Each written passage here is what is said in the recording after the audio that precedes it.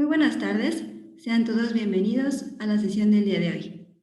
Les invitamos a suscribirse, dar like y dejar sus comentarios en nuestro canal de YouTube. Damos la bienvenida al señor Raúl García Moreno. Adelante, señor Raúl. Muchas gracias, Caro. Buenas tardes. A nombre de la Casa del Viaje y de Berenice Lozano, les damos la bienvenida a este recorrido que estamos haciendo a través de los decenas de siglos de la cultura egipcia, del antiguo Egipto, que ha sido una de las civilizaciones más sorprendentes de la historia. Vamos a comenzar. Habíamos terminado la vez pasada haciendo un resumen de lo que fue la primera dinastía, perdón, lo que le llaman el reino antiguo, que es a partir de la primera dinastía, cuando Menes unifica el Alto y el Bajo Egipto,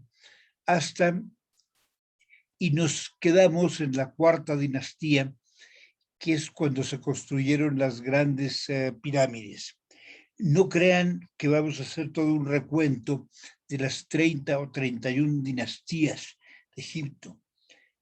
Hay muchas que no son tan importantes, así que nos vamos a concentrar en lo que consideramos lo más relevante para que un viajero o un agente de viajes más o menos tenga una idea de la estructura del antiguo Egipto.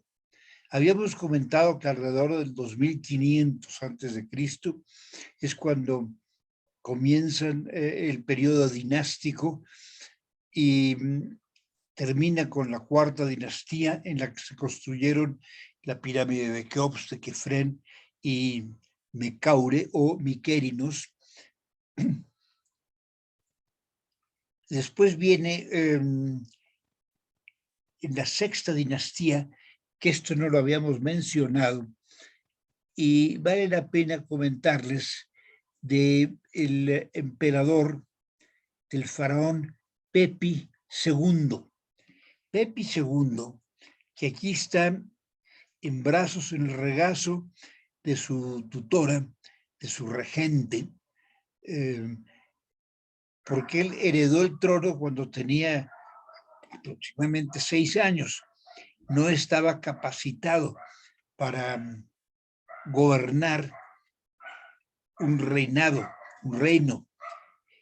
Lo impresionante de este faraón, de este emperador, es que duró en el poder desde que era un niño, estamos hablando de 6 años, hasta casi cumplir 100 años.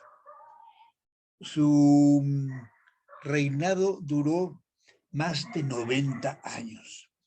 Ha sido el reinado más largo de la historia. Pepi II. Aquí tenemos una escultura representando a Pepi II, que es de las esculturas que corresponden al reino antiguo, y ya podemos ver que los patrones de la escultura, las posturas, los elementos decorativos del faraón son los que vamos a ver a lo largo de los siglos. A lo largo de 3 decenas de siglos se va a repetir este patrón y muchos patrones en el arte egipcio.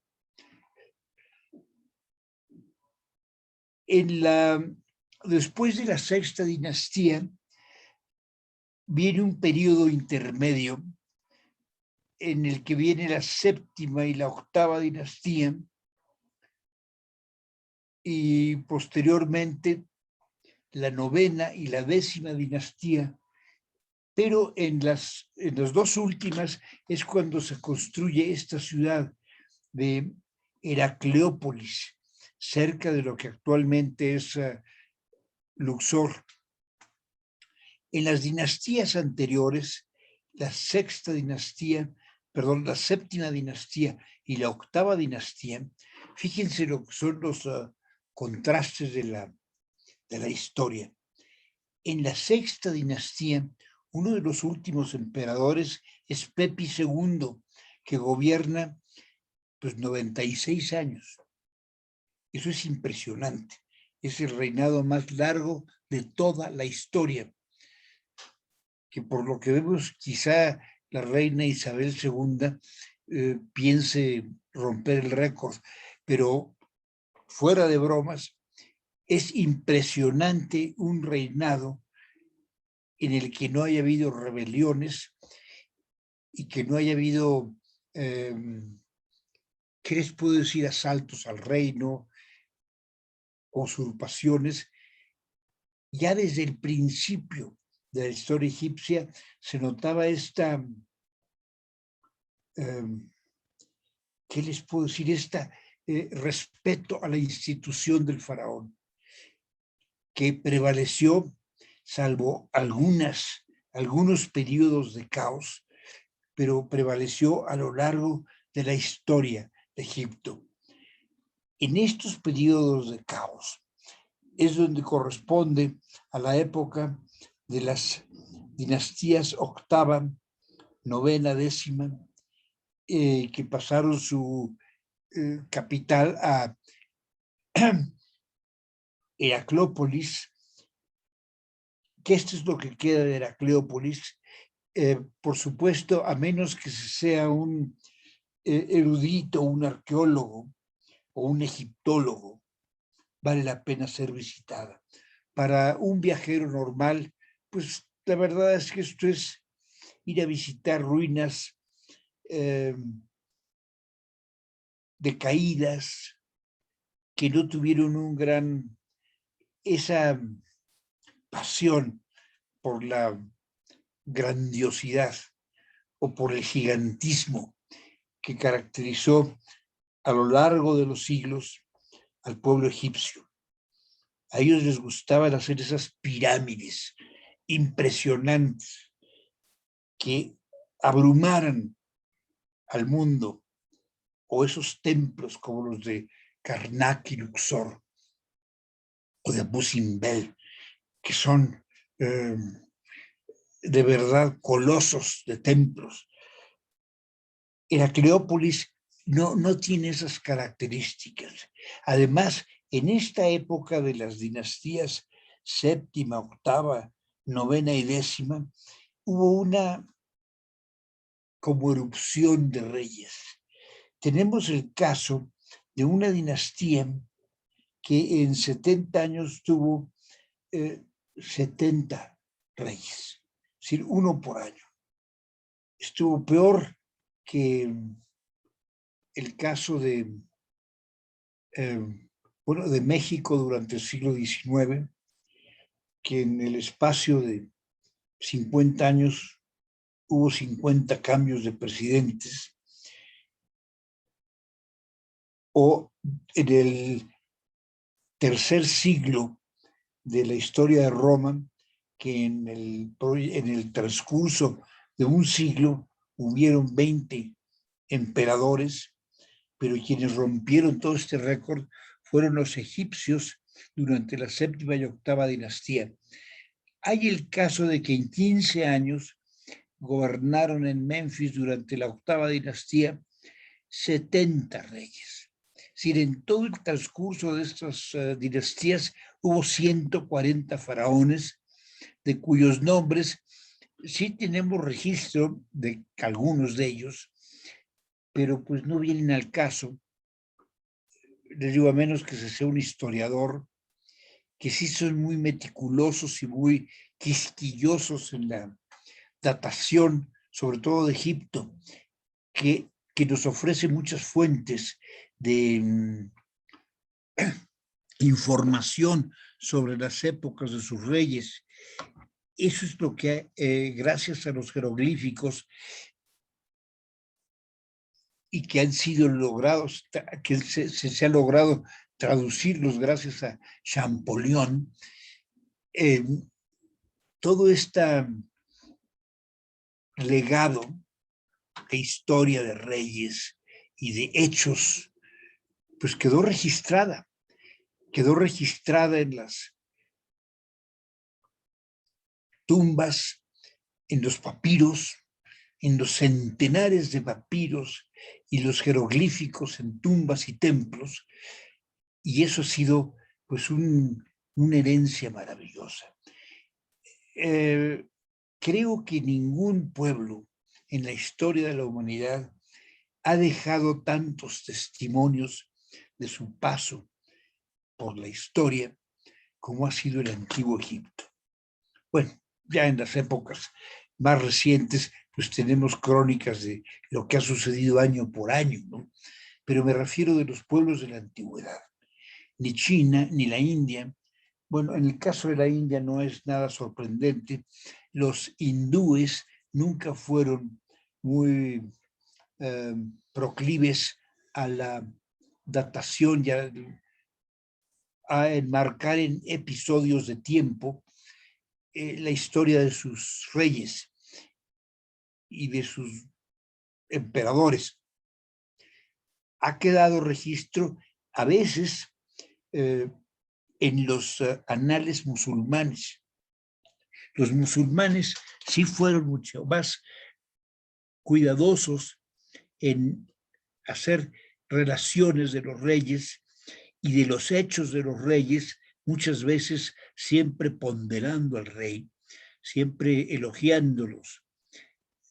Y a veces esto distorsiona un poco la realidad, pero sí tenemos algunos registros. Pero yo creo que ningún pueblo de la antigüedad nos ha dejado esa minucia de registros. Sí les quiero decir que muchos de las fechas hay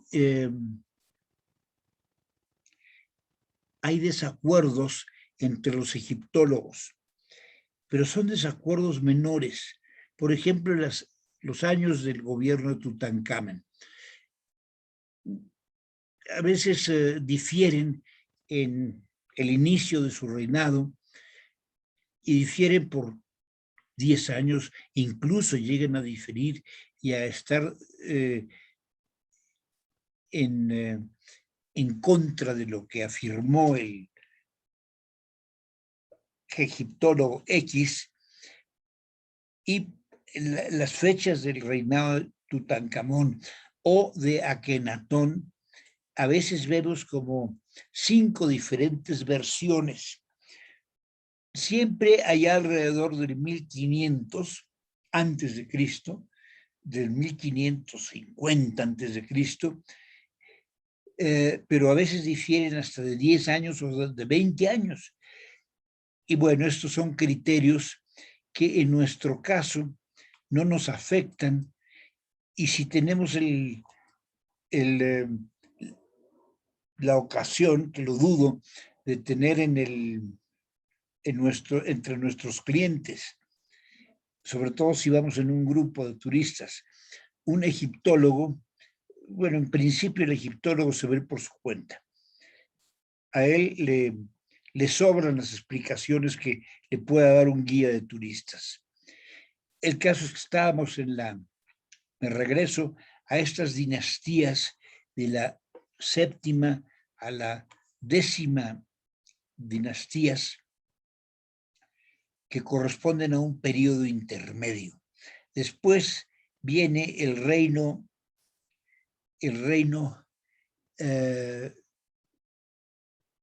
medio, donde hay, por ejemplo, el reinado de Amenemhet I, Amenemhet II, concluye todo este periodo y esta dinastía. Estamos hablando de la 12ª dinastía, que es la época de la reina Sobek, que es una de las primeras reinas de la antigüedad.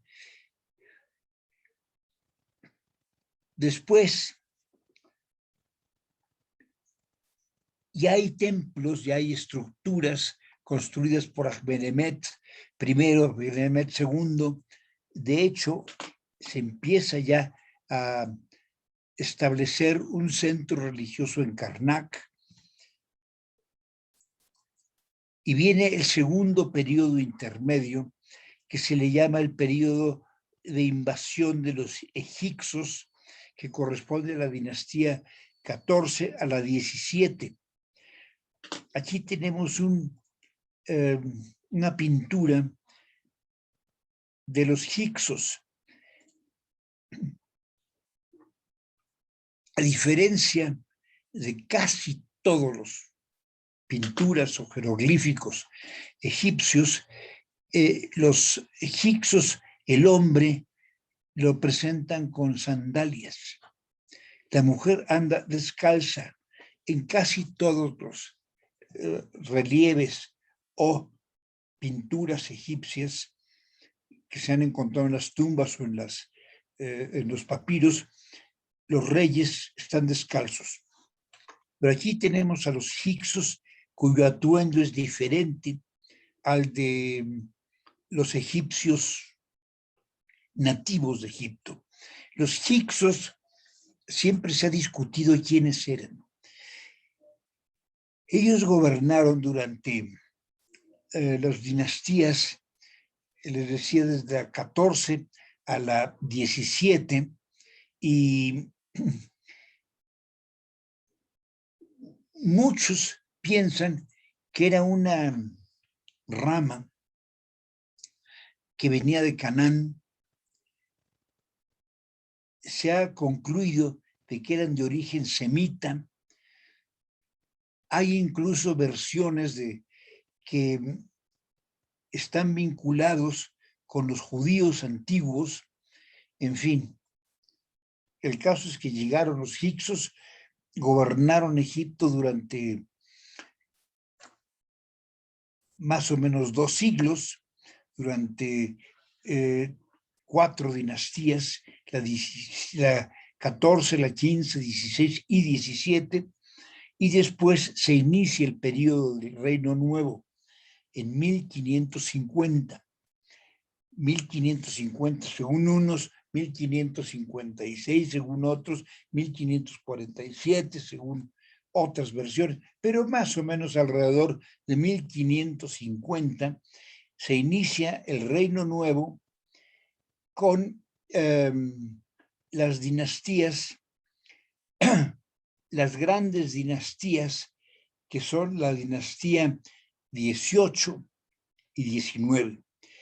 La dinastía 18, ya les he comentado, a mi manera de entender, la 18 y la 19, son las dinastías que marcan la culminación de la cultura y de la prosperidad del antiguo Egipto. Las inundaciones sobre el Nilo dieron una sobreproducción de bienes que les permitieron a los egipcios exportar a los pueblos vecinos, al Medio Oriente o Cercano Oriente, y a Libia, por ejemplo, a la Nubia, grano y otros bienes, ¿verdad? Otros productos también como algodón, lino, en fin. Es impresionante cómo esta franja de tierra inundada, que se inundaba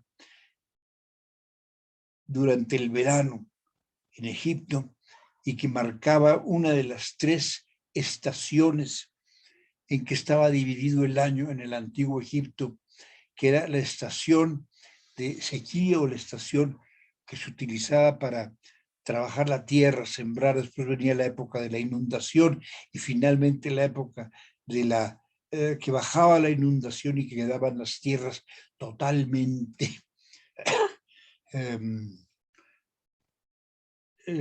fértiles, ¿no? Y que era la edad de la cosecha. era el mes, la estación de la cosecha. Y aprovecho para mencionarles, los egipcios tenían un año de 12 meses de 30 días cada uno. Al final de cada año, añadían 5 días simplemente para corregir lo que es el año solar, ¿no? Que son 355 días, 365 días con unas horas de diferencia que tienen que corregirse con un día más, que se le coloca cada 4 años, y que es ese día que se pone a febrero. Y de una vez les platico, febrero es un mes, es el mes que está más cojo de todo el año. Y es el mes que utilizó el emperador Augusto para poner su nombre. Augusto, es decir, agosto, tenía 30 días, pero Julio, el mes de Julio César, tenía 31 días. Y bueno, esto, un emperador romano tenía que corregirlo, ¿no? Es decir, ¿cómo era posible que Julio César tuviese un día más en el mes que llevaba su nombre?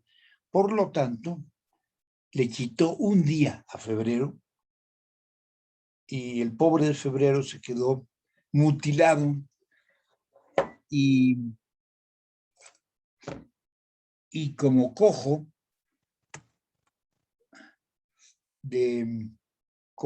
siendo 28 días, que cada 4 años se le añade un día para corregir este calendario, es el año bisiesto.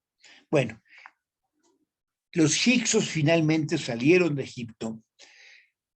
Hay teorías de que los expulsaron los egipcios. Hay otras teorías de que ellos salieron. Hay muchas teorías de que toda la historia de Moisés viene de los hicsos. En fin, no lo sé, no soy historiador. Y cuando leo estas versiones, pues no tengo elementos para juzgarlo. Pero el caso es que los hicsos sí era un pueblo semita que venía de Canaán, no necesariamente eran hebreos, pero tenían costumbres distintas y, como podemos ver, indumentarias distintas. Empieza el reino nuevo en 1550. Vamos a tomarlo como una fecha estándar, porque hay quienes lo ubican 3 años antes o 5 años después, no importa. Allá por el 1550 antes de Cristo empieza el reino nuevo con la 18ª dinastía. La impresionante y maravillosa 8ª dinastía. Esta 8ª es cuando vienen estos prodigios de templos. Uno de ellos, a mi gusto, una de las obras maestras de la arquitectura y del arte del Antiguo Egipto, que es el templo funerario de Hatshepsut en Deir al-Bahari, que es, a mi gusto, una maravilla. Un logro de diseño sencillo, contundente, que hace un contraste dramático con esas montañas que lo enmarcan y esas escalinatas y estas columnatas. 3 columnatas, 1, 2 y 3. En muchas de estas había capillas dedicadas a diferentes dioses. Hay que verlo con calma. Esta subida es difícil, es costosa, pero pues no importa, vamos. Es un esfuerzo que se hace siempre y cuando no sea en pleno verano, porque entonces no la hacen.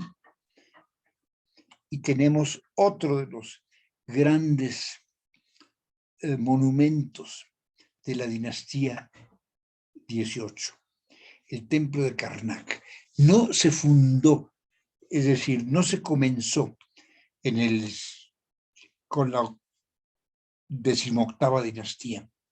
Esta comenzó antes, allá por el 2000, más o menos, empieza la construcción del templo de Amón, que es el máximo templo, que el máximo deidad egipcia, Amón, que después se integra a Amón-Ra, es decir, el dios del sol, y se inicia la construcción de esta maravilla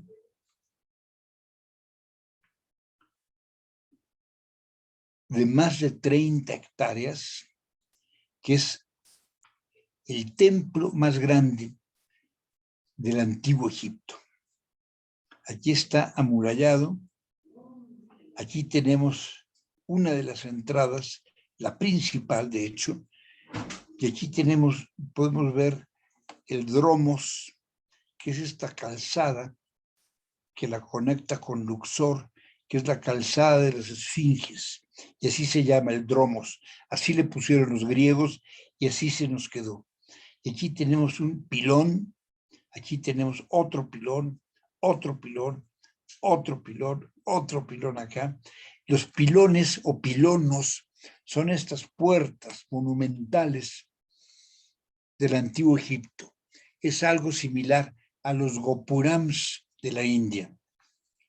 Sin embargo, estos son totalmente geométricos, sobrios, no tienen esas cascadas de dioses de la India y, ¿qué les puedo decir? Son más austeros y si acaso tienen estatuas de algún faraón para enaltecer el nombre del faraón y como una ofrenda de ese faraón al dios Amon-Ra, que era el templo, la deidad principal de Karnak. Aunque hay templos menores, a veces dedicados a otros dioses.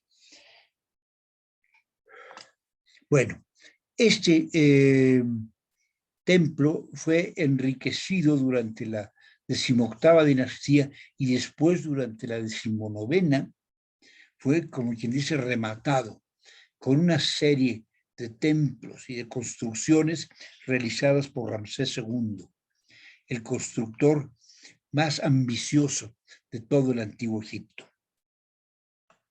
Ramsés II ya corresponde a la dinastía número 19. Aquí tenemos esto que estamos viendo acá.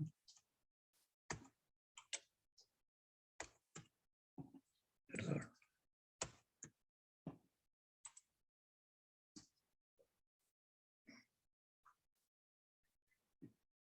Esto que estamos viendo aquí está.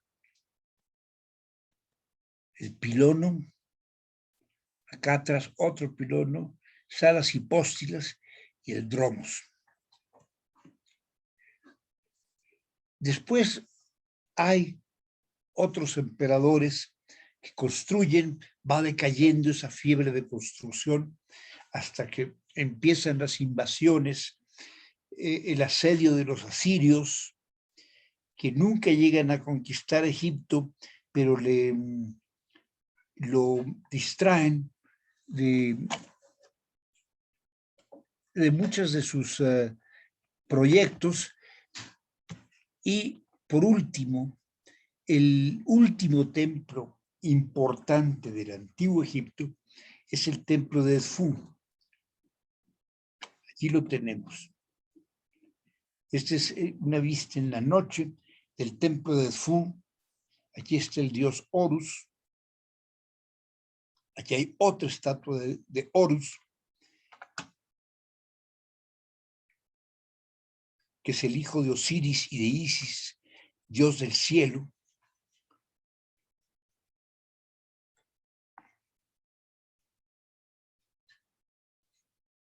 Aquí está Horus con la corona del faraón, del rey del Bajo Egipto y del Nuevo Egipto, perdón, del Bajo Egipto y del Alto Egipto. Y bueno, nos vamos a ver algunas de las profesiones importantes en la sociedad egipcia.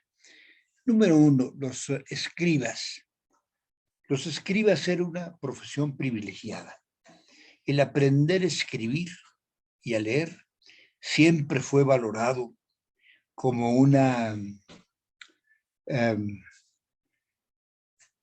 pues como un privilegio. Es el amor a los libros. Incluso en el antiguo Egipto hay una sátira, la sátira de las profesiones, en las que un rey, no un rey, sino un hombre rico que tenía la posibilidad de mandar a su hijo a estudiar con un escriba el arte de escribir y el arte de leer. El hijo iba repelando en el camino hacia Tebas, diciéndole, como que yo no quiero, era más divertido estar en los juegos y no encerrarme a estudiar, y menos como escriba todo el día ahí agachado, aprendiendo los jeroglíficos, esa complicación, 600 signos diferentes. El muchacho, un niño casi, un puber, iba muy molesto, ¿no?, con aprender esto. Entonces el papá le habló, le dice, yo sé que no quieres ir, pero déjame hablarte de las otras profesiones. Y le dice, los libros son como un barco en el agua. Te permiten llegar a todos lados. En cambio, por ejemplo, y le da ejemplos de la profesión del herrero. Le dice, ve al herrero, vele los dedos. Tiene los dedos como si fueran garras de cocodrilo y apesta como un pescado muerto. El muchacho nada más hizo un gesto así como decir, qué asco. Ve después el barbero que tiene que trabajar todo el día rasurando cabezas o rasurando las caras, afeitando a los hombres, y tiene que ir de puerta en puerta ofreciendo sus servicios. Y en eso pasa todo el día. Ve después el albañil, cómo tiene los lomos como castigados, y cómo viste con un taparrabos hecho de cordel y detenido además ese taparrabos con otro cordel áspero por el trasero. Y así le va dando todos los... el jardinero, por ejemplo, le dice el niño, bueno, el jardinero que todo el día está entre plantas y flores. Le dice, no, el jardinero todo el día está limpiando la tierra, y total le pinta un panorama espeluznante de todos, y le dice, en cambio, el escriba está siempre acompañado de libros. Los libros te pueden llevar a cualquier lado. Además, siendo un escriba, nunca vas a padecer hambres.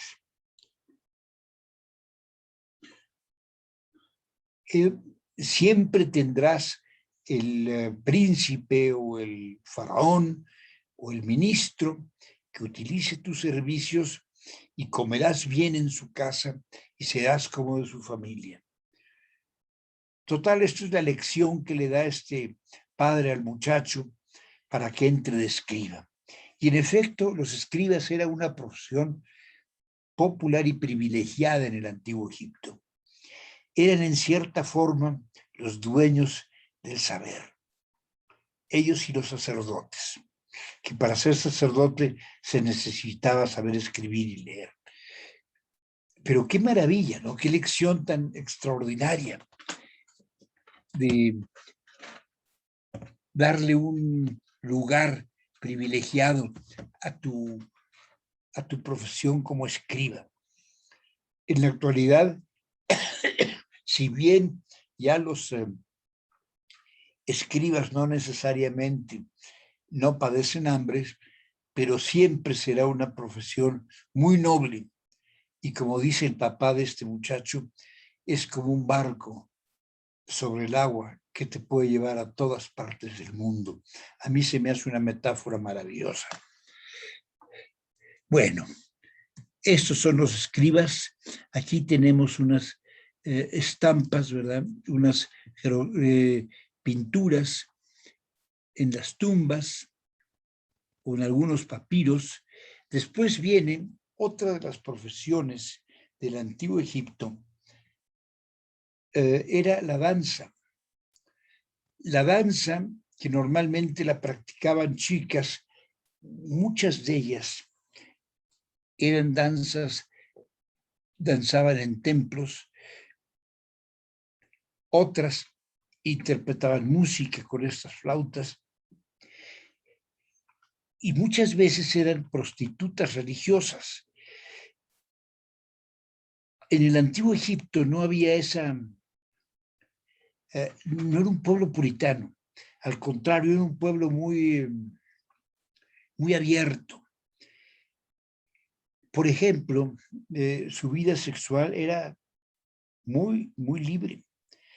Se les permitía toda la sexualidad extraconyugal. Vamos, antes de casarse, podían tener los muchachos relaciones entre ellos, pues la virginidad no era necesariamente una virtud. No era, como dice Balzac, una monstruosidad. En un libro que se llama La prima Beth, y habla, dice, la virginidad, como todas las monstruosidades, crea envidia, en fin, hace todo un análisis que es brillante de Balzac. Los egipcios nunca le dieron importancia a la virginidad. Las muchachas pueden llegar al matrimonio no vírgenes y no pasaba nada. En general, el adulterio cerraban los ojos, no era, pero podía ser castigado, e incluso con la muerte si así lo pedía el esposo. Y sobre todo el castigado era el adulterio de la mujer, no el del hombre. Desde entonces había esa parcialidad en la forma de medir los actos de hombre y mujer, aunque en muchas cosas la mujer tenía privilegios que no tenía el hombre. Y les decía, eran muy abiertos en su forma de tratar del sexo. No eran puritanos, nada puritanos. De los pueblos de la antigüedad han sido de los menos puritanos, creo los egipcios y la antigua India. Pero estamos hablando aquí de los egipcios 1500 antes de Cristo. En esta época todavía el hinduismo no era una larva de religión. Aquí tenemos, por ejemplo, a Ram, el dios Ram,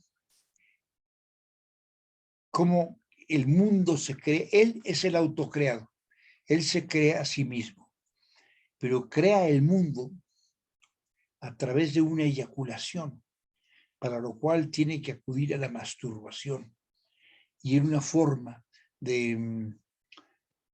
derrama la simiente, que es de donde nace toda la creación. Tenían un dios que era Min, que era el dios de la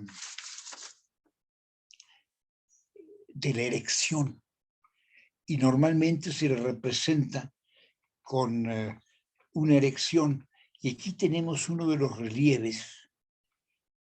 Allí podemos ver el morbo de los turistas y visitantes, incluso egipcios, que llegaban, y este oscurecimiento que está en torno al falo del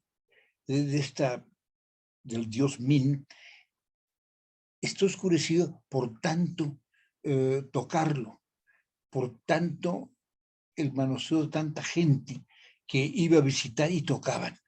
Eso es morbo, ¿no? Y eso lo podemos ver también en muchos de los templos de la India.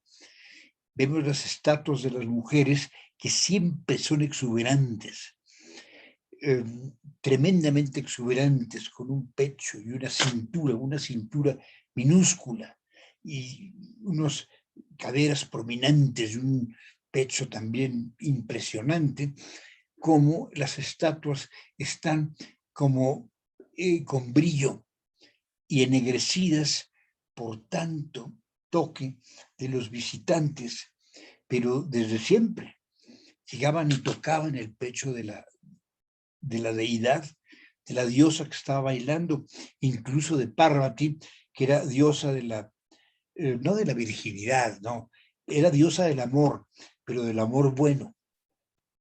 Aquí tenemos en Egipto que había una diosa del amor bueno, es entrecomillado lo del amor bueno, pero del amor puro, que era Isis, y había una diosa del amor sensual, que era Hathor, que a veces la pintaban como una vaca.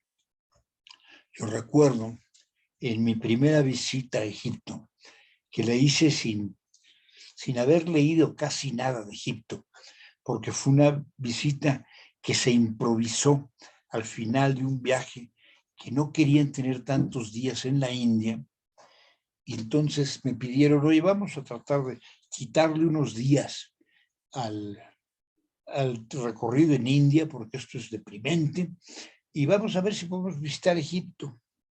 Bueno, logré armar ese cambio. En aquel tiempo era mucho más fácil hacer este tipo de peripecias, y llegamos a Egipto y fue impresionante porque sí vimos cómo los mismos viajeros iban y tocaban, ¿verdad?, estas estatuas. Aquí tenemos un cuadro de pornografía en Egipto, donde vemos a este personaje medio calvo, que tiene un falo descomunal, haciendo verdaderas proezas gimnásticas con la consorte. Y esto les gustaba a los egipcios. Estas son las bailarinas de los templos. Y como lo repito, eran muy abiertos en cuestión del sexo. No había esos tabús que después compensaron, sobre todo en la Edad Media en Europa, en que todo lo que era sexo era pecaminoso y vulgar, prohibido y diabólico. En el antiguo Egipto no, había mucha apertura sobre el sexo. Era algo totalmente normal y natural. En Egipto, por ejemplo, tenían la práctica del incesto. Ahora les explico. El incesto, es decir, el casarse con la hermana, era también por la postura.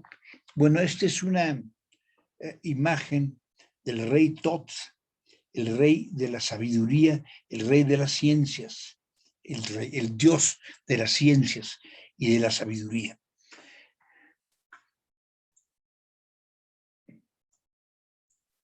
Aquí está con el disco solar. Y es una cabeza de ibis.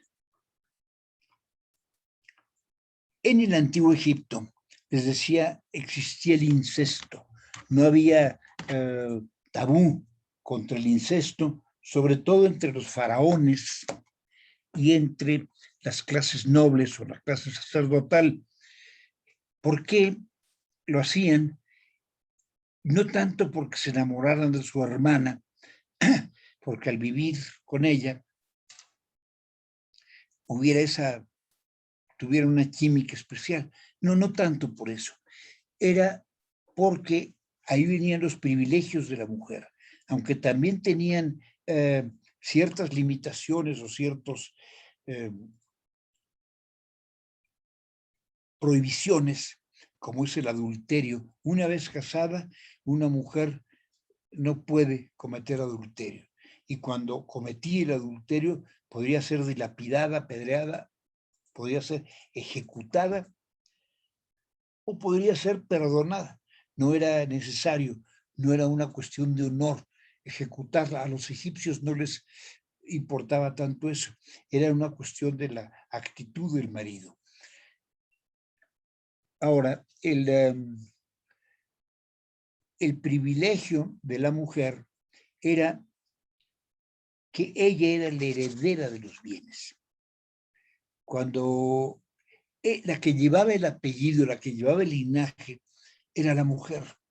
Y muchas veces se casaban entre hermanos para tener el privilegio, el hermano, de compartir la herencia y los bienes de su hermana que había heredado como mujer. Esos eran los privilegios de la mujer.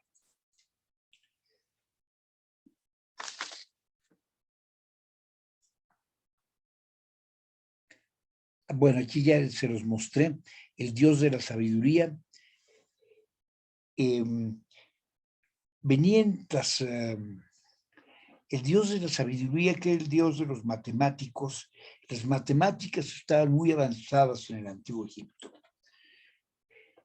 Se cree, es decir, yo no soy matemático, pero se cree, y lo dicen los expertos, que para calcular bien y para trazar esas pirámides se requería de un conocimiento de geometría muy avanzado. Entonces, la matemática es una de las ciencias privilegiadas en el Antiguo Egipto.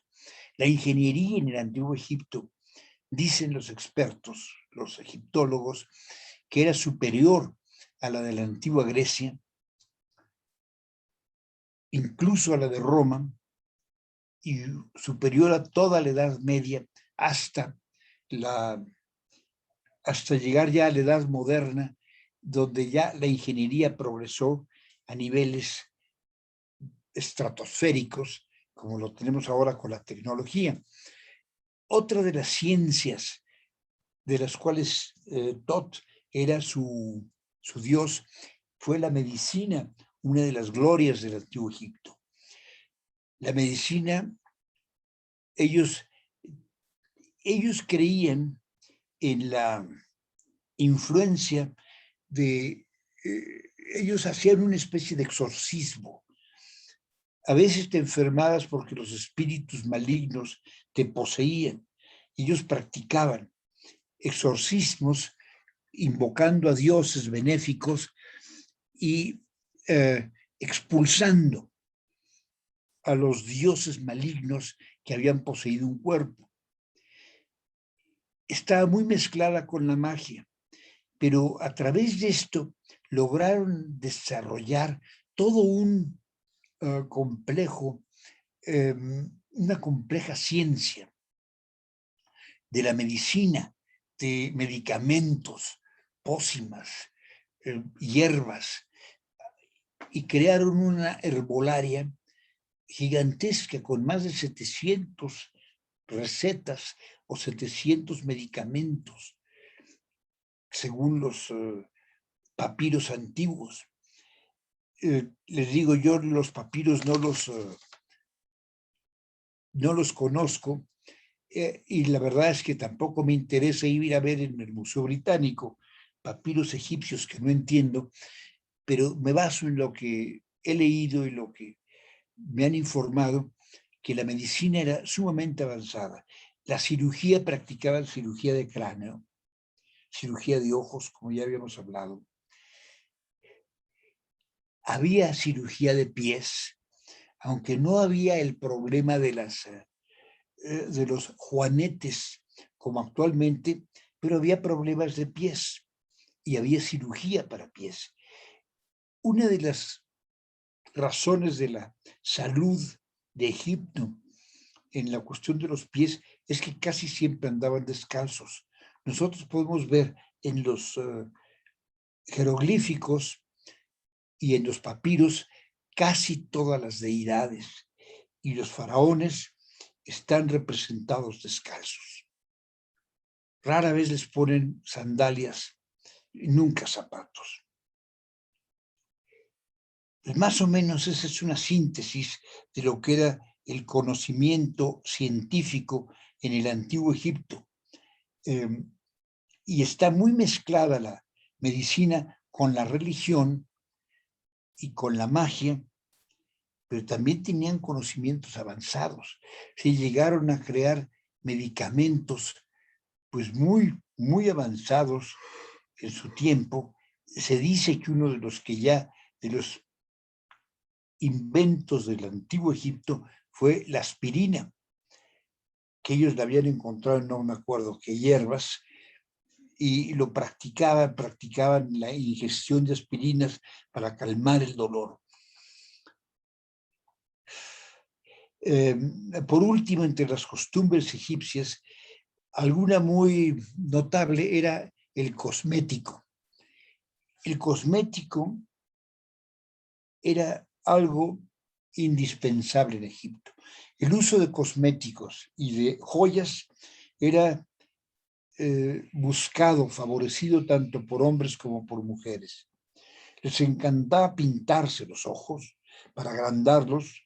Ya de por sí en todas las estatuas egipcias vemos esos ojos maravillosos, perfectamente delineados con quejel o algo similar. Existían cosméticos para la piel.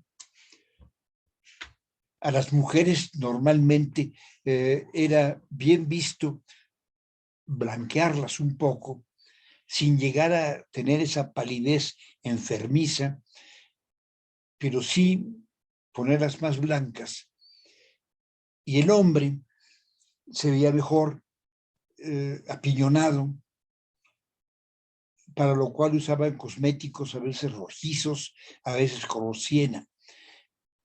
En fin, todos estos cosméticos y joyas, collares, pulseras, tanto hombres como mujeres los usaban. En el caso de las bailarinas, ellas usaban además pulseras y ajorcas. Las ajorcas normalmente eran favorecidas por las mujeres. Las ajorcas que van en los tobillos. Esa es más o menos una síntesis de algunas de las costumbres curiosas del Antiguo Egipto.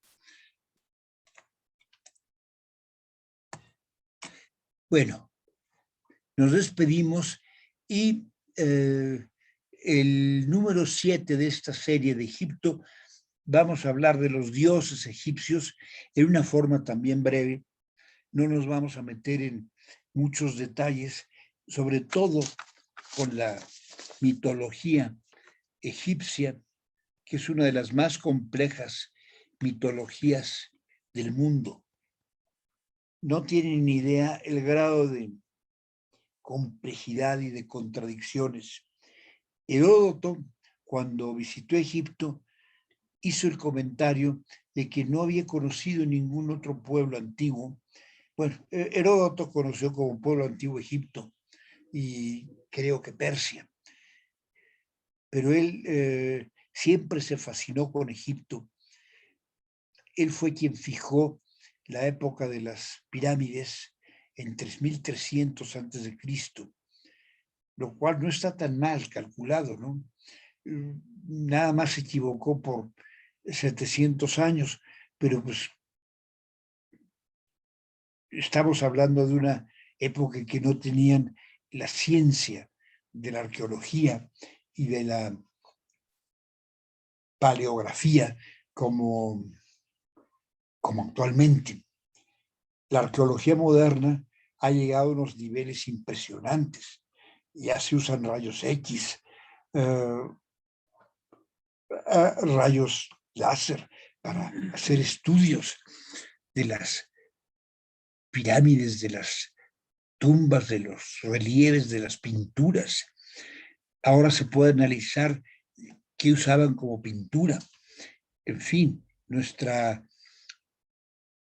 ciencia actual ha sido uno